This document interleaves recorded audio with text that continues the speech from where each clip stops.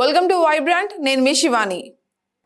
Daring and dashing director గా ఒకప్పుడు టాలీవుడ్ లో చక్రం తిప్పిన పూరి జగన్నాథ్ ప్రస్తుతం అయితే ఫెయిల్యూర్స్ లో ఎదుర్కొంటున్న సంగతి మనకు తెలిసిందే.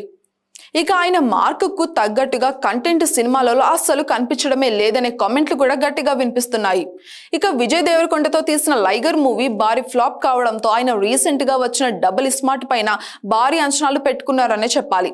ఫస్ట్ పార్ట్ సూపర్ హిట్ అవ్వడము, అదే విధంగా సాంగ్స్ అదిరిపోయే రెస్పాన్స్ అందుకోవడము, రిలీజ్ కు ముందు అంచనాలు కూడా గట్టిగా ఏర్పడడంతో సినిమా ఆడియన్స్ ను బాగా మెప్పిస్తుందని అంతా కూడా అనుకున్నారు.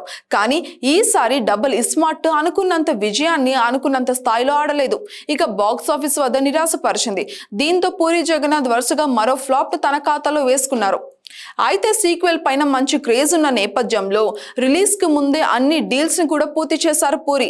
థియేటికల్ రైట్స్ ను కూడా ప్రముఖ నిర్మాత నిరంజన్ రెడ్డి కొనుగోలు చేశారు. హనుమాన్ తో బిగ్గెస్ట్ హిట్ అందుకున్న ఆయన డబుల్ స్మార్ట్ థియేటికల్ హక్కులను 60 కోట్లకు కొంటున్నట్టుగా మనకు తెలిసింది.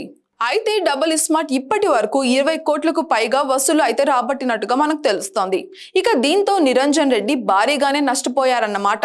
2024 సంక్రాంతికి వచ్చిన బ్లాక్ బస్టర్ హిట్ అయిన హనుమాన్ తో భారీ లాభాలు అందుకున్న ఆయన ఇప్పుడు బాగా లాస్ అయితే అయ్యారు. ఇక దీంతో ఇప్పుడు పూరి నష్ట నివారణ చర్యలు చేపట్టేందుకు సిద్ధమైనట్టుగా సమాచారం.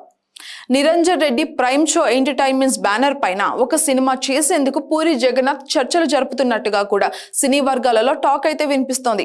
ఇక ఆ మూవీలో హీరోగా తేజ సజ్జాను సెలెక్ట్ చేయనున్నట్టుగా కూడా మనకు తెలుస్తోంది. ఇక ఇప్పటికే నిరంజన్ రెడ్డి బ్యానర్ పైన తేజ హనుమాన్ మూవీ చేయడంతో ఆయనతో మంచి రిలేషన్షిప్ ఉంటాయి. అందుకే తేజ హీరోగా పూరి సినిమా తీసేందుకు చర్చలు జరుగుతున్నట్టుగా కూడా మనకు తెలుస్తోంది. ఇక ఆ మూవీకి గాను పూరి ₹1 కూడా రెమ్యూనరేషన్ తీసుకోకుండానే వర్క్ చేయాలని కూడా నిర్ణయించుకుంటున్నట్టుగా కూడా వినికిడి.